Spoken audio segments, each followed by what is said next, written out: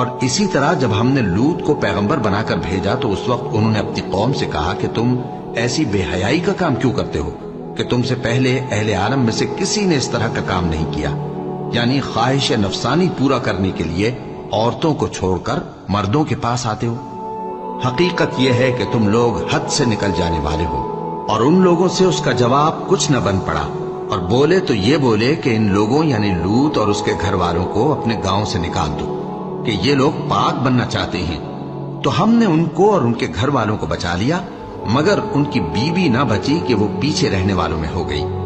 اور ہم نے ان پر پتھروں کی بارش برسائی، سو دیکھ لو کہ گناہگاروں کا کیسا انجام ہوا۔ اور مدین کی طرف ان کے بھائی شعیب کو بھیجا تو انہوں نے کہا، اے قوم، اللہ ہی کی عبادت کرو، اس کے سوا تمہارا کوئی معبود نہیں۔ تمہارے پاس تمہارے پروردگار کی طرف سے نشانی آ چکی ہے، تو تم ناپ اور